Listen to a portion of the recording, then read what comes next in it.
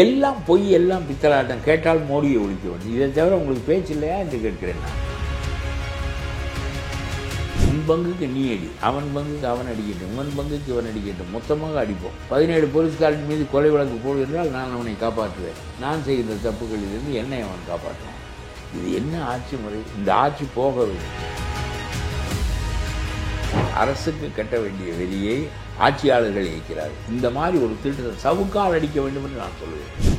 ஆவினில் நட்டம், பெருந்தில் நட்டம். இதற்காக இந்த நட்டங்களை எல்லாம் யார் கொடுப்பார்கள்? பெருக்கி பெருக்கி வைத்து கொண்டே இருக்கிறாயே.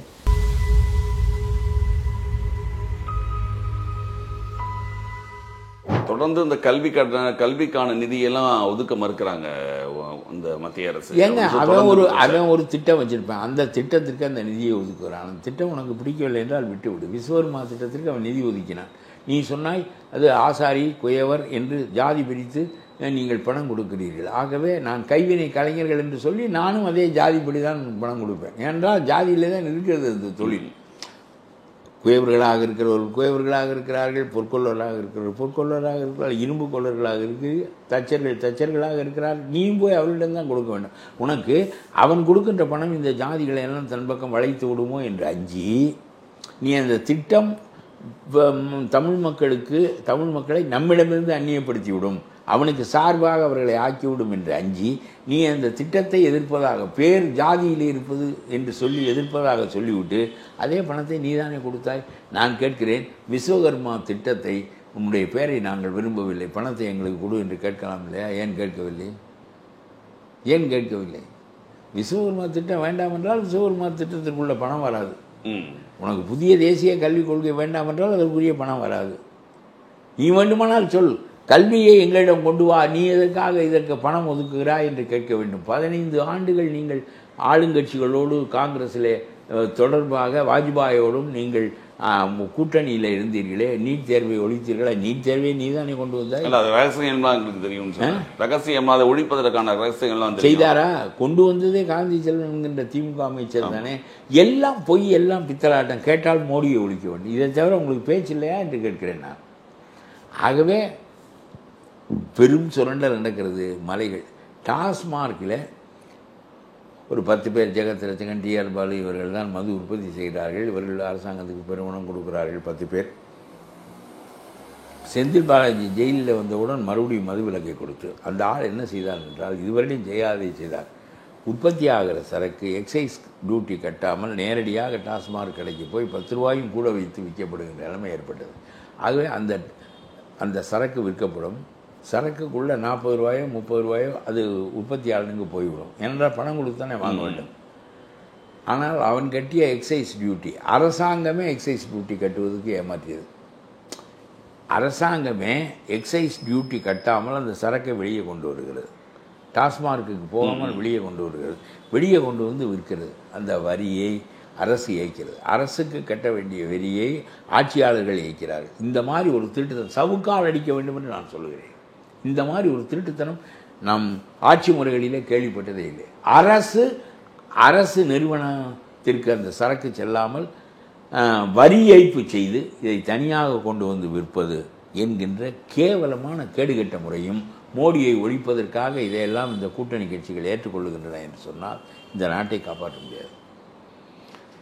இப்போ நீங்க சொல்லக்கூடிய அத்தனையுமே இப்போ வந்து மக்கள் மனசுக்கு போய் இருந்தாலும், மக்கள் மனசுல தோன்றினாலும், அந்த தேர்தல் அப்படின்னு வரும்போது அவங்க ரொம்ப தைரியமா சொல்றாங்க, திமுக கூட்டணி நாங்கள் வந்து மிக பெரிய அளவில் வெற்றி பெறுவோம். அதாவது ஒரு ரொம்ப நேர்மையான ஒரு பெரும் தலைமை அல்லது ஒரு ரொம்ப முற்போக்கான கருத்துக்களை முன்வைக்கக்கூடிய தலைமை ஒன்று தோன்றவில்லை. பெரும்பான்மையான கட்சிகள் 2 இடம் 4 இடம் 1 இடம் என்று வாங்கிக்கொள்ளும். இப்போ நம்ம நிறைய கருத்துக்கள் நான் முன்வைக்கின்றேன், என்னிடம் பணம் இல்லை, இந்த கருத்துக்களை கொண்டு செலுத்த முடியவில்லை.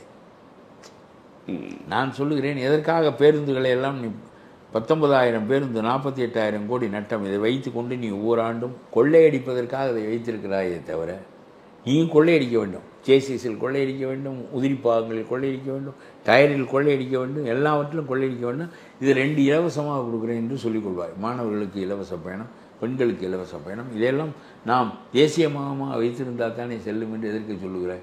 நான் சொல்லுகிறேன், தனியாரிடம் கொடு, தனியாருடைய பேருந்துகளில் பள்ளி பிள்ளைகளை ஏற்றி செல்ல வேண்டும் என்று அட்டை கொடு, அந்த அட்டைக்கான பணத்தை நீ அரசுக்கு இது பேருந்து நிறுவனம் கட்டிவிடு.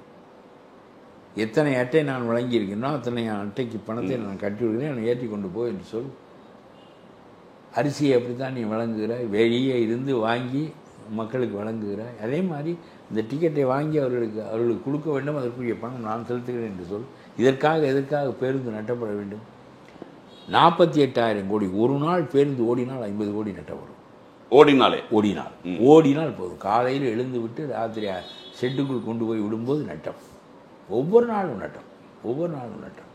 சரி, ஒழுங்காக அவர்களுக்கு சம்பளமாக கொடுக்குறாய். டெம்பரரியாக டிரைவர், ரொம்ப டெம்பரரியாக கண்டக்டர், அவனுக்கு 500 ரூபாய் சம்பளம் எங்கேயாவது உண்டா? ஒரு டிரைவர் 2,000 ரூபாய் 3,000 ரூபாய் ஆம்னி பஸ்களில் வாங்குகிறான். அவனுக்கு போய் 500 ரூபாய் சம்பளம் கொடுக்குறான். 8 மணி நேரம் அவன் ஓட்ட வேண்டும். தொழிலாளிக்கு நன்மை இல்லை, மக்களுக்கு நன்மை இல்லை. ஆனால் இந்த அரசு சுரண்டுவதற்காக அதை வைத்திருக்கிறது. ஆவினில் நட்டம், பேருந்தில் நட்டம். எதற்காக இந்த நட்டங்களை எல்லாம் யார் கொடுப்பார்கள்? பெருக்கி வைத்து கொண்டே இருக்கிறாயே, இந்த நட்டங்களை யார் கொடுப்பார்கள்? இவ்வளவு சொல்லி 2026 தேர்தலில் திமுக தான் ஜெயிக்கும்னு ஒரு மிகப்பெரிய ஒரு ஆணித்தனமாக பேசுறாங்களே. பேசுறாங்கன்னா நம்முடைய மக்களிடம் போதிய விழிப்புணர்ச்சி இல்லை என்பதுதான் பொருள். இல்லாவிட்டால் எவனும் தான் சுரண்டப்படுவது இவன் சுரண்டப்படுகிற பணம் முழுவதும் இருந்தால் ஒவ்வொரு குடும்பத்துக்கும் 10,000 ரூபாய் கொடுக்கலாம். ஒவ்வொரு குடும்பத்துக்கும் குடும்பத் தலைவிக்கு 10,000 ரூபாய் கொடுக்கலாம். ஏழை மக்கள் 20% இருப்பார்கள். இந்த 20%க்கு சகலத்தையும் இலவசமாக வழங்கலாம். நீ தப்பாக ஆட்சி செய்கிறாய். சுரண்டுவது உன்னுடைய நோக்கமே தவிர மக்களை சாலை போடுகிறாய் என்றால் சாலை போட்டு தான் பணம் எடுக்க முடியும். சாலை போட்டால்தான் நீ சுரண்ட முடியும். சாலை போடாமல் பணம் எடுக்க முடியாது. ஆக நான் சாலை போட்டேன், நான் ஆவின் இது வைத்திருக்கிறேன், பேருந்து ஓட்டினேன், இதெல்லாம் செய்து தான் நீ பணம் எடுக்க முடியும். உங்களுடைய நோக்கம் இவற்றையெல்லாம் செய்து அதன் மூலம் சுரண்டுவதே தவிர அதற்கு ஆட்சி அதிகாரம் வேண்டும். அதற்காக ஒரு கட்சியை வைத்துக்கொண்டு பெரும்பணம் செலவு செய்து எல்லாருக்கும் பணம் கொடுக்க வேண்டும். ஊழியனுக்கு பணம் கொடுக்கணும். நான் சொல்லுவேன், தேர்தல் சமயத்தில் பணம் கொடு, நீ ஜெயித்து மந்திரியாக ஆவதற்கு நான் என்ன என்னுடைய வேலையை விட்டு ஒரு மாதம் வேலை பார்க்க வேண்டுமா? பூத்து கமிட்டியிலே நான் உட்கார வேண்டுமா? எல்லாருக்கும் பணம் கொடுக்குறான். கூட்டணி கட்சிக்கு கொடுக்குறான், கூட்டணி வேட்பாளருக்கு கொடுக்குறான். பெரும்பணத்தை செலவு செய்து ஆட்சிக்கு வருகிறான், மறுபடியும் அதிலிருந்து சுரண்டுகிறான். விஷ சர்க்கிள். பணத்தை அதிலிருந்து சுரண்டிய பணத்தை மீண்டும் அதில் வருவதற்கு வீசி அடிப்பது, பிறகு மீண்டும் வருவது. விஷ சர்க்கிள், நச்சு சூழல். அதை விட்டு வெளியே வர முடியாது. எல்லாவற்றையும் தெளிவாகவும் தீர்மானமாகவும் பேசி எனக்கு ரொம்ப கொடுமை என்று தோன்றுவது, தூத்துக்குடியில் 13 பேரை சுட்ட பிறகு கனிமொழி 3,4 லட்சம் வாக்கு வித்தியாசத்தில் வெற்றி பெறலாமா? கள்ளக்குறிச்சியில் அந்த விஷசாராவுக்கு அப்புறம் தான் விக்கிரவாண்டி தேர்தல் நடந்தது. அதுக்கு என்ன காரணம் என்றால், ரெண்டாவது 2 பெரிய கட்சிகள் தான் ஆட்சிக்கு வர முடியும், மற்றவர்கள் வர முடியாது என்று கருதுகிற காரணத்தினாலே. இல்லை, இப்போ நீங்கள் இந்த தடவை பார்த்தீங்கன்னா விஜயோட கட்சியெல்லாம் வந்திருக்கு. இதெல்லாம் எந்த அளவுக்கு திமுகவோட எதிர்ப்பு வாக்குகளை எப்படி அவங்கள நான் என்ன சொல்கிறேன், புதிய கருத்தோடு புதிய எழுச்சியோடு அவை வருவதில்லை. அவர் சும்மா அந்த அம்மா வன்னியர் ஓட்டை கவருவதற்கு ஒரு வன்னிய பெண், தேவர் ஓட்டை கவருவதற்கு ஒரு தேவர் பெண், அப்புறம் புரட்சி என்று காட்டிக்கொள்வதற்கு பெரியார், அம்பேத்கரையும் ஜாதி வழியாகத்தான் பயன்படுத்துவார்கள். இப்படி பெரிய ஜாதிகள் பலவற்றுக்கு கட் அவுட் வைத்து அந்த ஓட்டை பெறுவது. அப்புறம் இதற்கு நடுவிலே பெரியாரை கொண்டு வந்து வைத்துக் கொள்வது, ஜாதிக்கு அப்பாற்பட்டவர் என்று காட்டு. இந்த அம்பேத்கர் ஜாதி வழி ஓட்டு, தேவர் ஜாதி வழி ஓட்டு, அந்த தேவர்கிட்ட வன்னியரமாக ஜாதி வழி ஓட்டு, இதெல்லாம் கட் அவுட் வைப்பது ஜாதி வழியான ஓட்டுகளை பெறுவதற்காகத்தான். அப்புறம் இதற்கு மாறு பெரியார் ஜாதி ஒழிக என்று சொன்னவரையும் வைத்திருப்பதினால் இது சரியாக இது ரொம்ப அவருடைய கொள்கை. நான் சொல்கிறேன், எல்லாருக்கும் கூட்டணி ஆட்சியில் பங்கு கொடுப்போம் என்று சொல்லி 2 ஆண்டுகள் ஆகிவிட்டு ஒருவனும் வரவில்லை என்று சொன்னால் நீ கரையேறுவாயா என்று தெரியாத போது நான் எப்படி உன்னுடைய கப்பலில் வந்து ஏறுவது என்று நினைக்கிறான். அப்படி புதிய கட்சிகளை திடீரென்று ஆதரிப்பதில்லை. விஜயகாந்த் ஒரு கூட்டணி வைத்து திமுகவை தோற்கடிக்கத்தான் பயன்பட்டதே தவிர அது விஜயகாந்த் முதலமைச்சர் ஆவதற்கு பயன்படவில்லை. இதே கூட்டணி தான் இவர்கள் வைத்தாலும் நடக்கும். இன்னொரு விஜயகாந்தினுடைய 3வது அணி. இல்லை, இவங்க பயன்படுத்திக் கொள்ளப்படுவாங்க, ஆனால் இவங்களுக்கு பயன் இருக்காதுன்னு சொல்ல வரீங்க இல்லையா? என்னென்ன? இல்லை, இவங்களை பயன்படுத்திக்கலாம் ஒரு கூட்டணியா. விஜயகாந்த் எப்படி அதிமுக பயன்படுத்திச்சோ அது மாதிரி இவங்க பயன்படலாம். ஆமாம், அதே மாதிரி இவர்களுடைய பயன்படலாம். இவர்களுடைய கூட்டணியை திமுக பயன்படுத்திக் கொள்ளும். இவர்கள் வாக்குகளை பிரித்து விடுவார்கள் என்றால் அது எதிர்த்தரப்புக்கு போக வேண்டிய வாக்கு தானே. இப்பொழுது ஸ்டாலினுக்கு போடாத வாக்குகள் தான் எதிர்வாக்குகள், அது எதிர்க்கட்சிகள் தான் பகிர்ந்து கொள்ளும். அதிலே இவர் ஒரு கூட்டணியாக வைத்து இவர் வாக்குகளை பிரிப்பாரே, ஆனால் வர வேண்டிய எடப்பாடி வருவதற்கு இடையூறு ஏற்படும். அதுதான் அவர்களுடைய நோக்கம். அதெல்லாம் இவர்களே செய்வார்கள். ஸ்டாலினே பணம் கொடுப்பார், நீ இதை செய், இவ்வளவு கட்சிக்கு நான் பணம் தருகிறேன், நீ வெற்றிகரமாக எவ்வளவு அதிக ஓட்டுக்களை பெறுகிறாயோ அது நல்லது, உனக்குத்தான் பெற வேண்டும் என்று சொல்கிறேன், திமுகவை நீ திட்டு என்று சொல்லுவார். என்ன கேவலம்! மக்கள் ஒருவேளை தொண்டு செய்வது என்பது போய் என்ன எல்லாவற்றிலும் 80 வயசு பெண்ணை 80 வயசு மூதாட்டியை கற்பழிக்க போகிறான். மனிதர்களாகவே இல்லை. டாஸ்மார்க்கு, குடி, போதையில் இருந்திருக்கிறான். 80 வயசு பெண்ணை கற்பழிக்க போகிறான். 8 வயசு பெண்ணை கற்பழிக்கிறான்.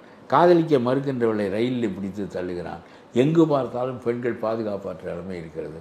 அதற்கு காரணம் ஆட்சி. ஆட்சி ஒரு முறையான நீதியான நெறியான ஆட்சி இல்லை என்கின்ற கருத்து ஏற்படுகின்ற போது அதிகாரிகள் அவர்கள் போக்குக்கு போவார்கள். செக்ரட்டரியேட்டு அப்படித்தான் செயல்படும், போலீஸ் அப்படித்தான் செயல்படும், ஆட்சியினர் எப்படியோ அப்படித்தான் அவர்களும் செயல்படுவார்கள். உன் பங்குக்கு நீ அடி, அவன் பங்குக்கு அவன் அடிக்கட்டும், இவன் பங்குக்கு இவன் அடிக்கட்டும், மொத்தமாக அடிப்போம். 17 போலீஸ்காரன் மீது கொலை வழக்கு போடுகின்றால் நான் அவனை காப்பாற்றுவேன், நான் செய்கின்ற தப்புகளிலிருந்து என்னை அவன் காப்பாற்றுவான். இது என்ன ஆட்சி முறை? இந்த ஆட்சி போக வேண்டும். இதற்கு கொஞ்சம் தவறுகள் இருந்தால் இதற்கு மாற்று ஆட்சி வந்து இந்த ஆட்சியெல்லாம் ஊழலின் காரணமாக மோசமாக தோற்கடிக்கப்பட்டது என்ற எண்ணம் மக்களிடம் இருக்குமானால் மற்ற அரசியல் கட்சிகள் பயப்படும்.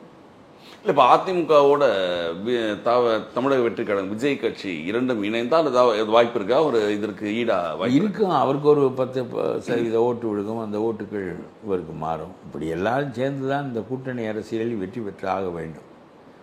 விகிதாச்சார ஆட்சி முறை இருந்திருந்தால் எல்லா சின்ன கட்சிகளும் வளர்ந்துருக்கும். ஏனென்றால் அவனுக்கு 4% ஓட்டு இருந்தால் அதற்கு தகுந்த இடம் அவனுக்கு பாராளுமன்றத்தில் கிடைக்கும். 8% ஓட்டு இருந்தால் கிடைக்கும். அப்போ வளர்க்க நினைப்பான். இப்போ வளர்ப்பதில்லை. 20 ஆண்டுகளில் சிபிஎம் வளர்ந்துருக்கிறதா? சிபிஐ வளர்ந்துருக்கிறதா? சத்தம் அதிகமாக போடுகிறார் திருமாவளவன் என்பதை தவிர அவர் என்ன மாயாவதியாக ஆகிவிட்டாரா? யாரும் வளரவில்லையே. ஆனால் ஒரு 1.25% சீமான் ஒரு 8% வரைக்கும் வந்திருக்காரு. அதான் நம்முடைய நாட்டில் யாருக்கு போடக்கூடாது என்று நினைப்பார்களே தவிர யாருக்கு போட வேண்டும் என்று நினைக்க மாட்டார்கள். அதனால் இந்த 2 கட்சிக்கும் போட வேண்டாம் என்று நினைக்கின்றவர்கள் சீமானுக்கு வாக்களித்தார்கள். அது இப்பொழுது விஜயினுடைய நெருக்கடி இவருடைய வாக்கை குறைத்துவிடும். அந்த இளைஞர்கள் கூட்டம் இந்த பக்கம் மாறுறதுக்கான வாய்ப்பு இருக்குது. வாக்கை குறைத்துவிடும். அப்புறம் பிறகு 8லிருந்து அவருடைய 3ஆக ஆகிவிட்டால் அப்புறம் அவருடைய கூடாரம் காலியாகிவிடும்.